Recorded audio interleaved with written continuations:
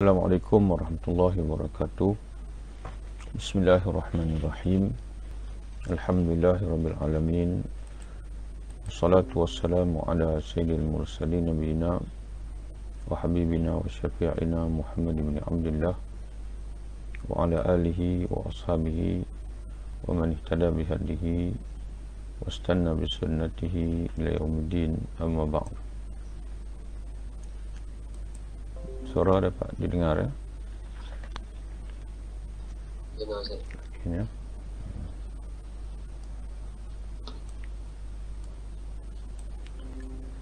Tajuk kita pada hari ini iaitu ibadah. Di dalam Al-Quran, Allah Subhanahu Wa Taala menjelaskan bahawa ibadah adalah tujuan hidup manusia dan begitu juga jin. Di mana Allah Subhanahu Wa Taala berfirman, A'udzubillahi minasyaitonir rajim. Bismillahirrahmanirrahim. Wa ma khalaqtul jinna wal insa illa liya'buduni. Aku tidak menciptakan jin dan manusia melainkan supaya mereka beribadah kepadaku. Surah Al-Zariyat ayat 56. Tuan-tuan dan puan sekalian, kenapa dalam kitab kita berkenaan dengan iman dan akidah ini tiba-tiba muncul tentang ibadah? Jadi jawapannya sebagaimana kita jelaskan, ataupun lebih jelasnya, kita sekarang ni berada dalam tajuk berkenaan dengan al-iman billah, beriman dengan Allah Subhanahu Wa Taala. Dan maksud iman at-tasdiq, keyakinan, yakin dengan hati. Jadi yang pertama, yakin, hati kita meyakini kewujudan Allah Subhanahu Wa Taala. Itu yang pertama. Yang kita telah pun selesai membentangkan hujah-hujah, sama ada hujah dari segi wahyu, ataupun disebut dengan an-naqlu, ataupun hujah dengan akal, hujah akli. Itu selesai dah satu. Jadi keimanan kepada Allah, keyakinan kita kepada Allah, yang pertama ialah meyakini kewujudan Allah Subhanahu Wa Taala. Yang kedua, kita meyakini bahawasanya Allah Taala merupakan zat yang maha sempurna, dan keyakinan kepada kesempurnaan zat Allah Subhanahu Wa Taala itu dalam Al-Quran dibentangkan oleh Allah melalui dua kaedah. Yang pertama, melalui nama-nama Allah Subhanahu Wa Taala.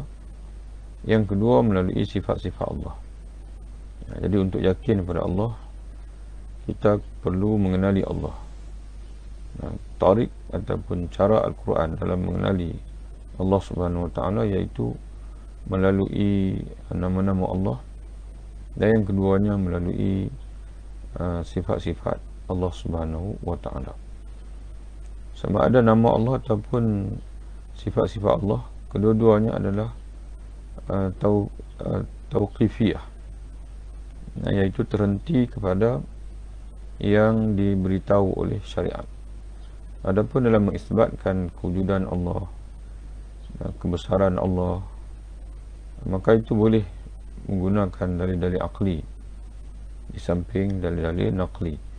Tapi dalam mengetahui nama-nama Allah dan juga sifat-sifat Allah, maka sandaran yang muktamadnya ialah naqli, wahyu.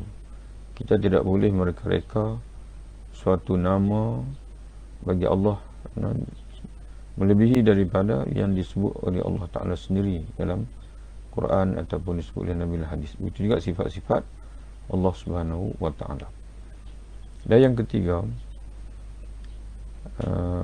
termasuk juga dalam keimanan kita kepada Allah, iaitu meyakini bahawa manusia dan juga jin yang mukallaf, dia memiliki kewajipan ataupun hak yang mesti dia tunaikan kepada Allah Ta'ala. Hak tersebut itulah ibadah. Hak tersebut adalah ibadah. Jadi kerana itu, bila kita baca surah Al-Fatihah, merupakan umul kitab ataupun induk, ibu kepada kitab Allah Al-Quran, ataupun induk kepada kitab Allah ini Al-Quran, sebaik saja Allah memperkenalkan dirinya sebagai Rabbil Alamin, Ar-Rahman, Ar-Rahim, Al-Malik, Malik Yaumiddin. Terus Allah Ta'ala memerintahkan kita supaya kita mengikrarkan ubudiyah kita kepada Allah. Iyyaka na'budu wa iyyaka nasta'in. Jadi kerana itu, sebahagian daripada akidah atau sebahagian daripada iman adalah ibadah. Jadi tanda orang itu benar-benar beriman kepada Allah dan teguh akidahnya kepada Allah Subhanahu wa Ta'ala. Tandanya ialah dia senantiasa beribadah kepada Allah, menyembah Allah Subhanahu wa Ta'ala, dan pada masa yang sama dia menjauhi segala sembahan yang lain daripada Allah Subhanahu wa Ta'ala.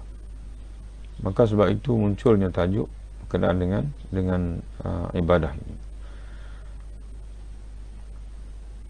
Dari segi bahasa, ibadah bermaksud dari segi bahasa, ibadah bermaksud tunduk dan menghambakan diri.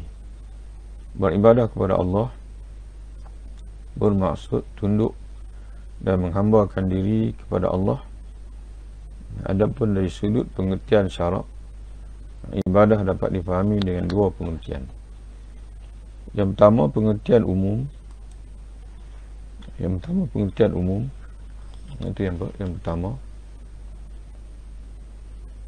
Apa pengertian umum bagi ibadah? Iaitu ketaatan dan kepatuhan kepada suruhan Allah.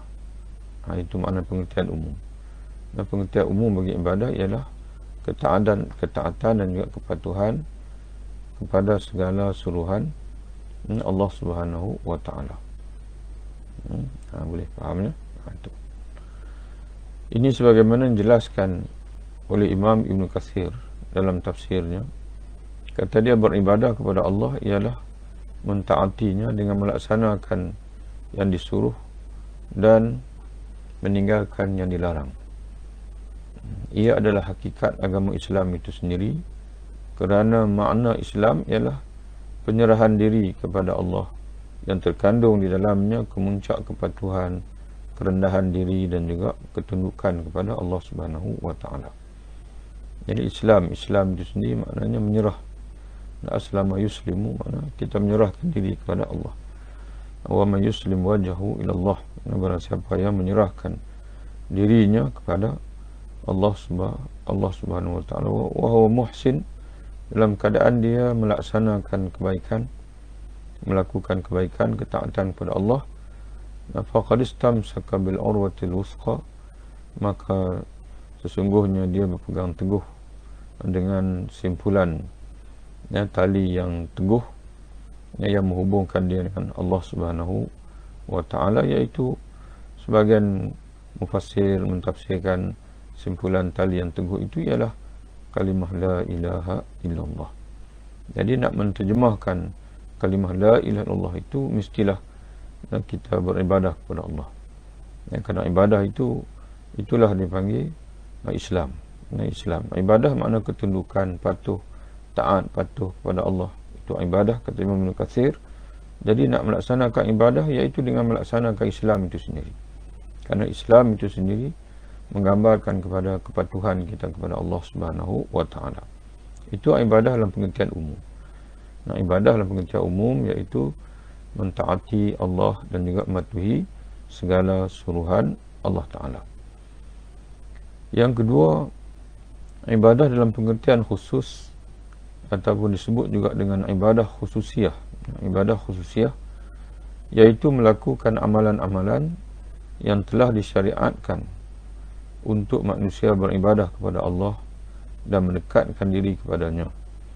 Amalan-amalan itu, yakni amalan-amalan disyariatkan oleh Allah kepada manusia untuk dia mendekatkan diri kepada Allah itu ialah puasa, salat, puasa, zakat, haji, membaca Al-Quran, bersedekah dan sebagainya. Ibadah dengan pengertian pertama dinamakan ibadah umum. Adapun ibadah dengan pengertian yang kedua dinamakan ibadah khusus. Untuk menunaikan hak kepada Allah, kita wajib melaksanakan kedua-dua bentuk ibadah tersebut. Yang pertama, kita hendaklah mentaati Allah pada setiap masa. Sebagai contohnya, bila kita nak menikmati makanan, jadi kita kena tanya bagaimana, apa kaifiatnya untuk kita beribadah pada ketika itu. Maka yang pertama sekali, kita pastikan makanan yang kita nak makan itu halal. Kalau kita makan yang haram, maka kita sudah tidak mentaati Allah. Dan ibadah, makna umum bagi ibadah ialah taat. Makna umum bagi ibadah adalah taat. Jadi kalau benar kita ini menjadi hamba Allah Ta'ala dalam setiap masa, setiap detik kehidupan kita, di mana saja kita berada, maka kita mesti taat kepada Allah. Dan ketika kita makan untuk menjadi insan yang taat kepada Allah, maka tidak ada caranya melainkan dengan kita memastikan makanan yang kita nak makan itu halal dan diperolehi dengan jalan yang halal, dan dimulai dengan bismillah, ditutup dengan alhamdulillah. Bila kita nak berpakaian, bagaimana kita nak menterjemahkan konsep ibadah dalam pakaian itu, iaitu dengan kita memastikan pakaian kita itu menutup aurat, yang tidak ada ciri-ciri bermegah-megah dengan pakaian dan sebagainya, dan mengelak daripada yang haram. Orang lelaki dia tak boleh pakai sutra, kalau berhias pula tidak boleh sampai memakai emas.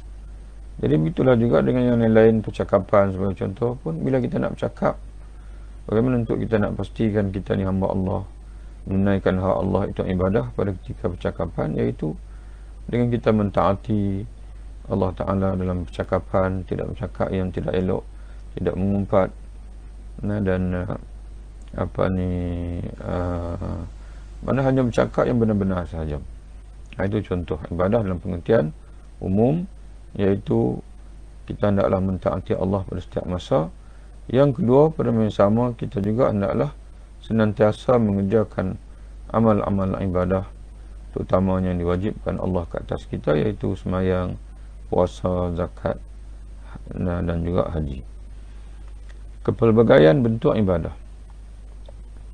Ibadah khusus yang disyariatkan oleh Allah Subhanahu Wa Taala untuk manusia mendekatkan diri mereka kepadanya ada dalam pelbagai bentuk. Ia merangkumi ibadah qalbiyah, yakni ibadah hati, seperti kasih kepada Allah, takut kepada Allah, bertawakal kepada Allah, berlaku pengulangan sini. Mengharapkan kepada Allah disebut dengan ar-raja, ikhlas dan sabar. Itu semua ibadah hati. Ibadah hati. Yang kedua, ibadah qauliyah, iaitu ibadah ucapan. Ibadah ucapan seperti berdoa, berzikir, membaca Al-Quran, mengerjakan bacaan-bacaan dalam salat dan sebagainya. Yang ketiga, ibadah amaliyah ataupun badaniyah, iaitu salat. Maknanya ibadah yang memerlukan tubuh, keseluruhan tubuh, gerakan tubuh. Salat, puasa, haji, jihad, menuntut ilmu dan sebagainya. Yang keempat, ibadah maliyah, iaitu ibadah harta, seperti zakat, sedekah, infak fisabilillah, nadar, akikah, korban dan sebagainya. kepelbagaian ibadah tersebut memberi peluang kepada manusia untuk mengerjakan ibadah sebanyak-banyaknya kepada Allah. Jadi kerana ibadah ini merupakan bekalan untuk manusia menghadap Allah Ta'ala di akhirat nanti. Jadi sebab itu kepelbagaian ibadah ini, ada ibadah hati, ada ibadah lisan, zikrullah, bacaan Quran dan sebagainya, ada ibadah badaniah, tubuh badan, sembahyang, puasa, zakat, sembahyang, puasa, haji, ada ibadah harta, iaitu zakat, sedekah, memberi makan fakir miskin dan sebagainya, supaya kita banyak boleh kita lakukan dan mengikut kesesuaian, mengikut kemampuan dan sebagainya. Namun demikian, cara ibadah mereka boleh milih, manusia boleh milih untuk beribadah dengan apa saja bentuk ibadah yang disyariatkan, mengikut kecenderungan masing-masing setelah ditunaikan terlebih dahulu yang wajib daripadanya.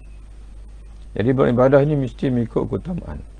Utamakan yang fardu, setelah itu ada masa lagi, ada kerajinan lagi, barulah kita menambah dengan yang sunat. Namun demikian, cara beribadah yang paling baik dan berkesan ialah yang dilakukan berterusan walaupun sedikit atau dengan kadar yang sederhana. Bukan maknanya ini kita setelah yang fardu lah. Yang fardu tidak ada pilihan, yang sunat kita maksudkan yang sunat. Biarlah sedikit, tidaklah banyak sangat kita lakukan itu. Sebaliknya berterusan kita lakukan dengan istiqamah. Sebagaimana sabda Nabi SAW, ahabul a'mali ilallahi adwamuha wa in qalla. Amalan yang paling disukai Allah ialah yang paling berterusan dilakukan walaupun sedikit. Hadis sebagaimana sahih Al-Bukhari dan juga sahih Muslim. Mendahulukan ibadah wajib dari yang sunat. Dalam menunaikan ibadah, hendaklah didahulukan mengerjakan yang wajib, kemudian barulah diikuti dengan yang sunat. Adalah tidak menepati kehendak syarak jika yang sunat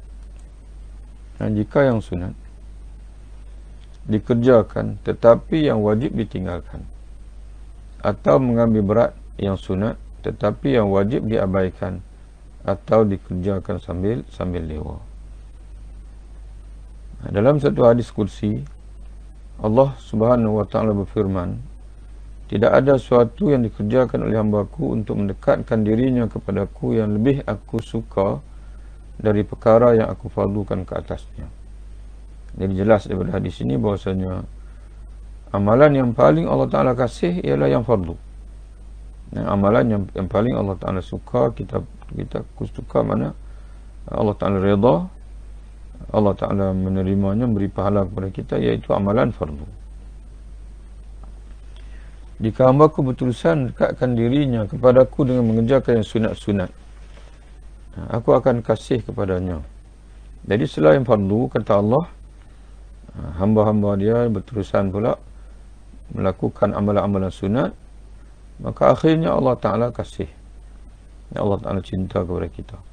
Apabila aku kasih kepadanya, kata Allah, aku akan melihara pendengarannya, penglihatannya, tangannya dan kakinya, sehingga dia tidak melakukan sesuatu apapun melainkan dengan hidayah dariku, kata Allah. Apabila dia mohon sesuatu dariku, maknanya apabila kita sudah menjadi kekasih Allah, yang pertama tadi, Allah akan melihara kita, melihara mata kita, hati kita, pendengaran kita, tangan serta kaki kita dan sebagainya lagi. Selain daripada itu, kata Allah, apabila kita mohon apa saja, apabila dia mohon sesuatu dariku, aku akan kurniakan permohonannya itu. Apabila dia meminta perlindungan, aku akan melindunginya. Hadis dalam Sahih Al-Bukhari. Selesai kita tajuk ibadah, kemudian masuk tajuk syirik. hak atau kewajipan kedua yang wajib kita tunaikan kepada Allah ialah tidak mensyirikkannya. Jadi hak Allah yang pertama, hak Allah Ta'ala yang pertama ialah ibadah, beribadah kepada Allah. Hak Allah Ta'ala yang kedua ialah kita menjauhi syirik, tidak mensyirikkan sesuatu dengan Allah Subhanahu wa Ta'ala. Syirik bermakna menyekutukan Allah. Ia adalah dosa besar, dan dosa terbesar dari dosa-dosa paling besar. Itu syirik. Di mana Nabi sallallahu alaihi wasallam bersabda, akbarul kabair al-isyraku billahi wa qatlun nafsi wa uququl walidaini wa qawli zuri atau qala wa syahadatu zur. Dosa-dosa yang paling besar, kata Nabi, ada 4. Yang pertama, mensyirikkan Allah. Yang kedua, membunuh manusia tanpa hak. Yang ketiga, menderhakai dua ibu bapa. Dan yang keempat, memberi kesaksian palsu ataupun dusta. Hadis dalam Sahih Al-Bukhari. Syirik terbagi kepada 2 jenis melihat kepada kesannya kepada iman dan akidah. Ada 2 jenis syirik. Yang pertama, syirik akbar, iaitu syirik besar. Yang kedua, syirik asghar. Syirik asghar iaitu syirik kecil. Syirik akbar atau syirik besar ialah syirik yang mengeluarkan seseorang dari iman, yakni menyebabkan dia murtad dari agama, dan di akhirat dosanya tidak akan diampunkan oleh Allah Subhanahu wa Ta'ala, dan dia tidak akan dapat masuk syurga selama-lamanya. Itu kesan daripada syirik. Jadi tuan-tuan sekalian, dalam buku Ana ini, Ana cuba untuk membentangkan keimanan kepada Allah, kerana kita sekarang berada dalam rukun iman yang pertama, keimanan kepada Allah, dalam bentuk yang merangkumi teori dan praktikal. Maknanya kita beriman kepada Allah dari segi hati kita, dari segi lidah kita, pengakuan kita, dan juga dari segi amali. Jadi mustahil kita meyakini keesaan Allah, kita meyakini kesempurnaan Allah, tapi pada masa yang sama perbuatan-perbuatan kita seolah-olah kita tidak yakin pada Allah.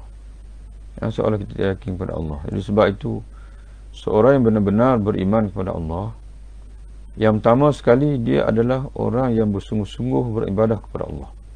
Itu yang pertama sekali. Itu menggambarkan benarnya, dipanggil sidqul iman, dipanggil. Dan jujurnya, sidqul aqidah, benarnya akidahlah hati dan hati kita. Kerana dia menjelmakan seorang manusia yang betul-betul yakin kepada Allah, seorang manusia yang sentiasa merasai kehadiran Allah dalam hidupnya. Jadi sebab itu dia sentiasa beribadah kepada Allah, iaitu ibadah umum taat atau ibadah khusus, iaitu banyak sembahyangnya, banyak puasanya, banyak zakatnya, hajinya dan sebagainya. Makna sentiasa beribadah kepada Allah, dan pada yang sama dia menjauhi syirik secara total, secara keseluruhannya. Contoh syirik akbar, syirik ada 2, syirik besar dan juga syirik kecil. Syirik besar iaitu syirik yang mengeluarkan seseorang itu daripada iman, dia tidak lagi Islam, iaitu dia murtad kepada Allah. Yang pertama, menyembah selain Allah, seperti menyembah matahari, patung-patung berhala, dan binatang, lembu dan sebagainya. Menyembah manusia seperti perbuatan penganut Kristian yang menyembah Nabi Isa alaihissalam, penganut Buddha yang menyembah patung Buddha, dan orang-orang yang menyembah Fir'aun dan sebagainya pada zaman Nabi Musa alaihissalam. Yang kedua, berdoa kepada selain Allah, berdoa kepada kubur-kubur, makhluk-makhluk halus seperti hantu, jembalang dan sebagainya, dan pokok-pokok puaka. Ini ada, mana ada orang dulu Dan mudah-mudahan zaman hari ini tak ada lagi dah. Ya, pantang jumpa pokok-pokok yang pelik saja, maka dia akan kemukakan sembahan lah, pemujaan untuk mohon kepada pokok-pokok itu, busuk-busuk dan sebagainya. Yang kalau zaman dulu bila nak minta nombor ekor, dia cari mana-mana kubur keramat, dia minta. Cuma kita kena bezakan di antara dua, berdoa kepada kubur dengan bertawassul kepada orang yang telah mati. Berdoa dengan kubur, pada kubur, mana minta kepada kubur, itu tidak ada khilaf dengan ulama, adalah syirik pada Allah. Yang syirik pada Allah boleh membawa kepada kufur, murtad. Tapi bukan hak kita untuk kita bermudah-mudah mengisytiharkan mana-mana orang sebagai murtad. Sebab tu kita hanya boleh sebut perbuatan meminta kepada kubur itu syirik pada Allah. Tapi kita tidak boleh menghukum orang yang melakukannya itu seolah-olah dia telah pun syirik pada Allah. Itu perlu kepada fatwa. Mana kita, tanggungjawab kita ialah al-amru bil ma'ruf wa nahyi anil munkar. Bila kita melihat ada orang Islam yang muja kubur dan sebagainya, maka tanggungjawab kita ialah al-amru bil ma'ruf wa nahyi anil munkar. Kita mencegah dia daripada kemungkaran yang dia lakukan itu. Kita tidak boleh menghukum dan dia seolah-olah sudah terkeluar daripada Islam. Itu bukan hak kita. Sebaliknya, kita perlu melaporkan kejadian itu kepada, yang pertama kita mencegah kemungkaran, yang kedua kita melaporkan kepada pihak kuasa agama, dan mereka lah yang perlu manggil dia, meminta dia bertaubat kepada Allah. Kalau perlu diisytiharkan dia murtad daripada agama, dan maka dipanggil pihak yang bertanggungjawab itulah yang sepatutnya melaksanakan tugas, dipanggil. Kalau perlu, kalau ada di sana orang-orang yang terkeluar daripada Islam, yang memerlukan tindakan, maka pihak berkuasa yang tanggungjawab pada pihak berkuasa, bukan tanggungjawab kita. Jadi sebab itu tidak boleh kita bermudah-mudah untuk mentakfirkan, mengkufurkan seorang muslim, seorang mukmin, kerana di sana kadang-kadang orang yang melakukannya itu disabit dengan kejahilan dan sebagainya. Tapi kita sendiri kena pelihara, jangan sekali-kali terlibat dalam sebarang perlakuan yang boleh menjatuhkan kita kepada syirik, kerana di akhirat nanti akan menyebabkan kita terhalang daripada mendapat rahmat Allah, termasuk daripada masuki syurga Allah Subhanahu wa taala. Adapun bertawassul dengan orang telah meninggal, kalau minta kepada kubur, mana kita minta daripada kubur, wahai penghuni kubur, dan engkau tunaikanlah hajatku, mana Allah Ta'ala tidak ada lagi. Adapun bertawassul dengan orang telah mati, ya Allah, ya Tuhanku, dengan keberkatan fulan yang pada diriku dia tu adalah wali Allah, kekasihmu, maka dengan keberkatan kalau bahasa Arab disebut bijahi, dengan pangkatnya, dengan kebesarannya di sisimu ya Allah, maka kabulkanlah hajatku. Itu tawassul dengan orang telah meninggal. Maka ini menjadi persoalan perdebatan di kalangan ulama, khilaf perdebatan. Ada sebahagian menyatakan bahawa hanya harus bertawassul dengan orang telah meninggal, hanya harus jika dia adalah Nabi Muhammad, Nabi. Dan kalau kita Nabi Muhammad sallallahu alaihi wasallam, adapun orang-orang yang lain tidak harus. Ini pandangan Al-Imam Izzuddin Ibnu Abdus Salam. Pandangan Imam Izzuddin Ibnu Abdus Salam, tawassul dengan orang yang telah meninggal hanya harus dengan Nabi sallallahu alaihi wasallam sahaja. Adapun dengan yang lain-lain itu tidak harus, kata Imam Izzuddin Ibnu Abdus Salam. Dan sebagian ulama melarang secara total dan keseluruhan, dan sebagian ulama mengharuskannya, terutama sekali pendapat maknanya ulama-ulama dalam tasawuf, mereka mengharuskan untuk bertawassul dengan aulia Allah, dengan dipanggil para salihin dan sebagainya, dan masing-masing ada dalil yang tersendiri. Dan apabila masalah khilaf, maka kembali kepada pengajian masing-masing lah. Adapun memohon kepada kubur, itu jelas merupakan syirik pada Allah Ta'ala. Dan kerana doa adalah sebahagian daripada ibadah, maka tidak harus ditujukan melainkan kepada Allah. Sebagaimana sabda Nabi SAW, ad-du'a'u huwal ibadah. Doa itu adalah ibadah. Jadi sebab itu tidak harus kita berdoa kepada selain Allah. Sunan At-Tirmizi, hadis hasan sahih. Yang ketiga, termasuk dalam syirik yang akbar ialah memberi hak atau kuasa kepada makhluk untuk membatalkan hukum Allah atau memindahnya. Sebagaimana firman Allah, am lahum syuraka syara'u lahum min ad-dini ma lam ya'zam bihi Allah walaula kalimatul fasli laqudiya bainahum wa innal zalimina lahum azabun alim. Patutkah mereka mempunyai sekutu-sekutu? Patutkah mereka mempunyai sekutu-sekutu yang menentukan bagi mana-mana bahagian dari agama sebarang undang-undang yang tidak diizinkan Allah? Kalaulah tidak kerana kalimah ketetapan yang menjadi pemutus dari Allah untuk menangguhkan hukuman hingga ke suatu masa tertentu, tentulah dijatuhkan azab dengan serta-merta kepada mereka yang berbuat demikian itu. Sesungguhnya orang-orang zalim itu akan beroleh azab siksa yang tidak terperi sakitnya di akhirat. Jadi Allah Ta'ala bertanya, patutkah manusia yang mana mereka itu makhluk Allah, tiba-tiba mereka memiliki sekutu-sekutu, yang mana sekutu-sekutu itu diberi hak yang sama, sebagaimana hak yang hanya layak bagi Allah saja, iaitu kata Allah, di antaranya ialah dipanggil hak syara'u, untuk menetapkan syariat, syariat. Syariat apa makna syariat? Undang-undang. Jadi sebab itu kita dalam hidup kita ini, kalau sesuatu itu telah diputuskan oleh Allah, maka yang perlu kita lakukan ialah melaksanakan, bukan dengan kita mengada-adakan peraturan hukum hakam yang lain dengan meninggalkan hukum Allah.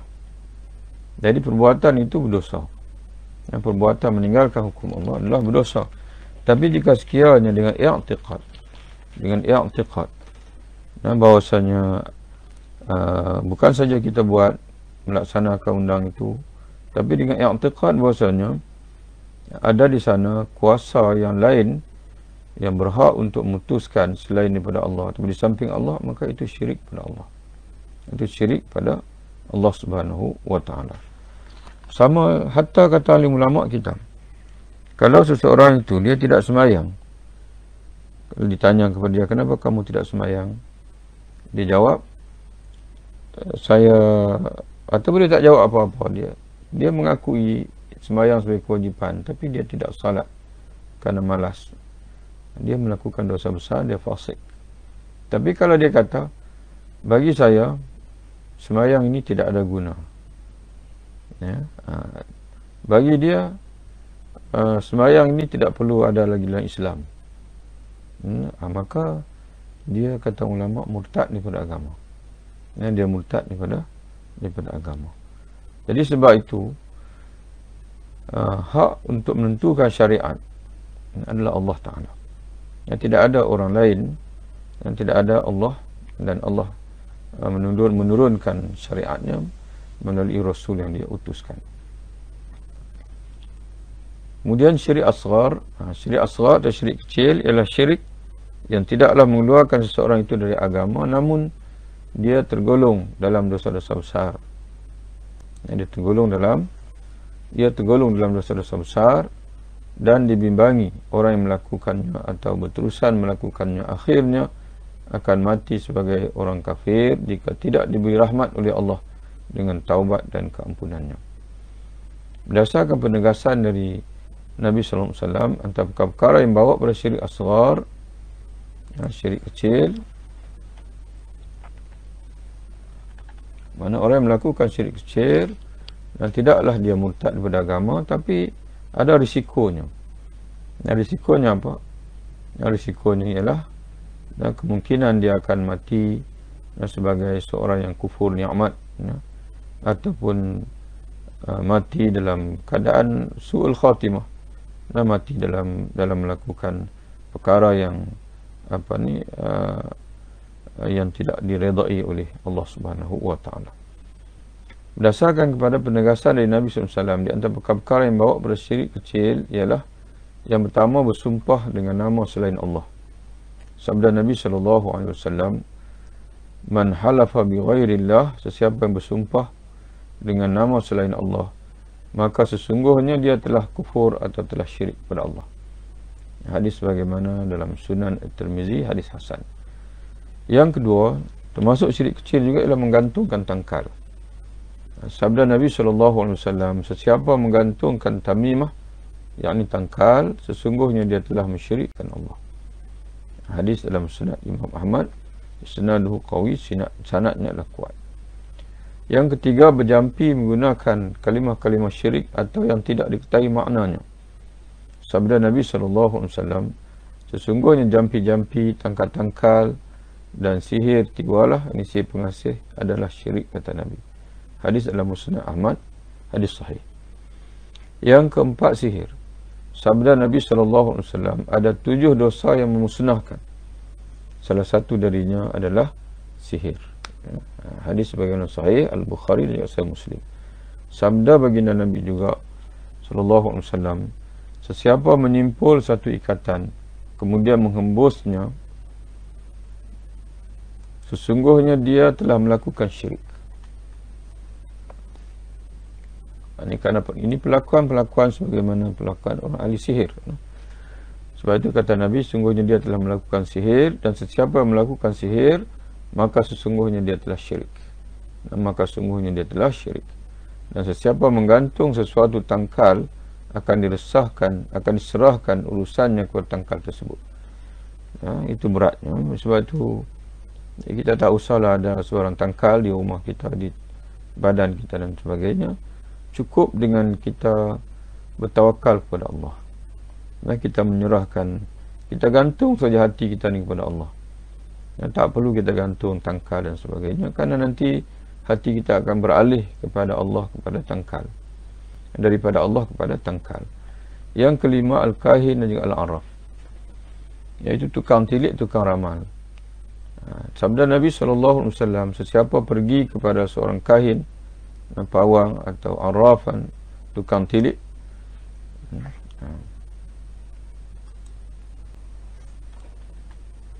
lalu dia mempercayai apa yang dia khabarkan,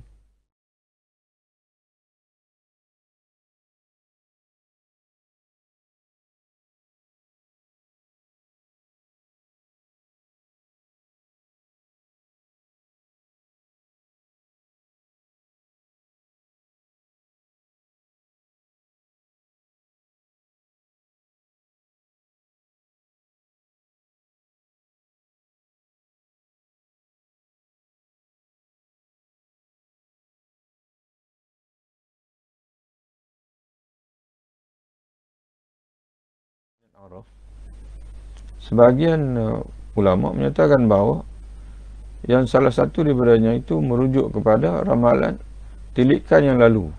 Contoh macam barang hilang, maka kita jumpa dengan tukang tilik untuk menilik di mana barang kita. Ada pun yang satu, iaitu menilik perkara yang akan datang, yang menilik nasib. Menilik nasib. Kedua-dua itu akan boleh membawa kepada kekufuran. Boleh membawa kepada kekufuran.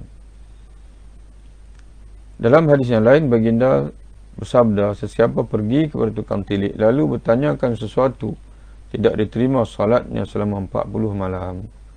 40 hari. 40 hari mana 40 malam. 40 malam ni 40 hari, 40 malam. Sahih Muslim.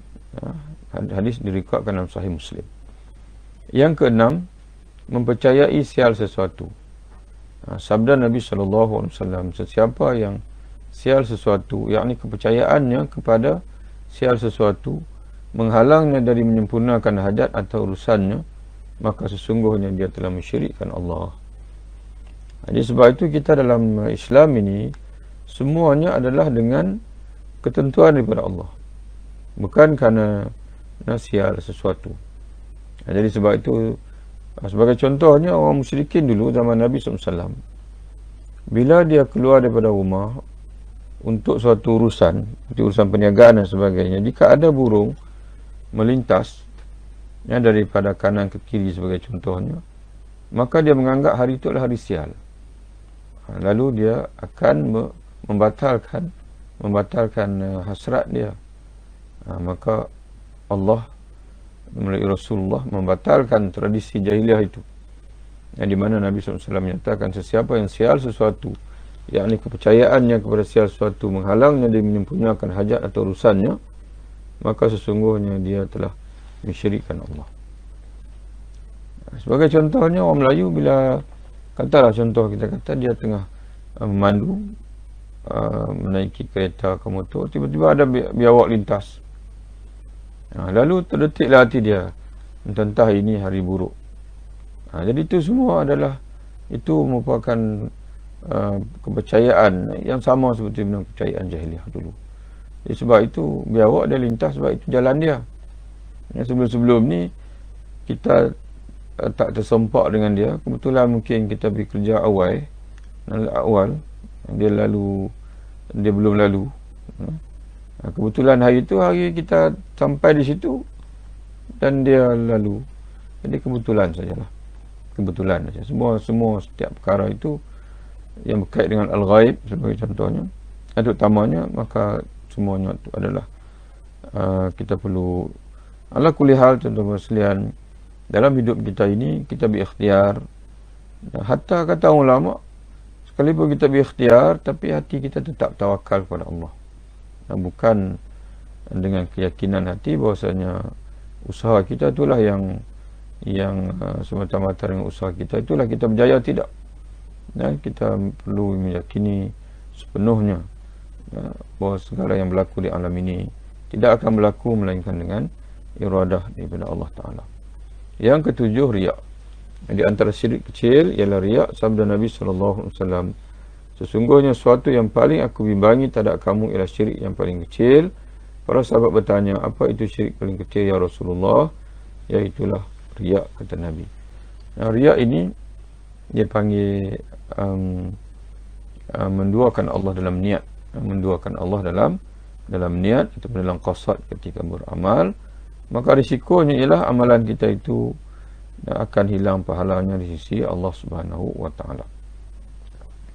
Tuan-tuan sekalian, alhamdulillah selesai kita bab yang ketiga, iaitu bab yang berkait dengan keimanan kepada Allah Subhanahu wa Ta'ala. Jadi beriman kepada Allah, yang pertama iaitu beriman dengan kewujudan Allah, meyakini kewujudan Allah Ta'ala. Yang kedua, beriman dengan kesempurnaan Allah, beriman dengan kesempurnaan Allah, merangkumi meyakini nama-nama Allah dan juga meyakini sifat-sifat Allah Ta'ala. Dan pada yang sama juga kita menafikan daripada Allah dan segala sifat kekurangan, meyakini Allah bersifat dengan sifat kesempurnaan dan Allah bebas penuhnya daripada sifat dan sifat kekurangan. Dan yang ketiga, beriman dengan Allah, iaitu dengan kita menunaikan hak Allah. Apa hak Allah? Iaitu kata Nabi lah hadis, an ta'buduhu wa la tusyriku bi syai'an. Kau menyembah Allah dan kamu tidak mensyirikkan Allah dengan sesuatu. Jadi alhamdulillah selesai kita dengan keimanan kepada Allah, beriman kepada Allah. Jadi kemudian kita masuk bab yang keempat, iaitu kita mempercayai alam ghaib. Alam ghaib termasuklah kita meyakini kewujudan malaikat, jin, syaitan dan juga salah satu daripada makhluk Allah yang dilaknat, yang disebut oleh Allah Al-Quran, yang wajib kita percaya, bukan kita ikut. Yang wajib kita percaya kerana disebut oleh Allah Al-Quran, iaitu iblis. Dan kita rangkumkan dalam satu bab, iaitu bab berkenaan dengan alam ghaib. Alam ghaib. Jadi demikianlah tuan-tuan sekalian, kita hari ini kita selesai bab 3. InsyaAllah kita nanti ada kelempangan masa, nanti insyaAllah kita akan beritahu untuk kita sambung bab yang keempat. Jadi mudah-mudahan majlis kita ini akan sentiasa diberkati oleh Allah Subhanahu Wa Taala, dan kita dikurniakan ilmu yang bermanfaat, akidah yang benar, akidah yang sahih, akidah yang menepati Al-Quran dan juga sunnah Nabi SAW. Sehingga kita bertemu lagi insyaAllah. Wabillahi taufiq. Assalamualaikum warahmatullahi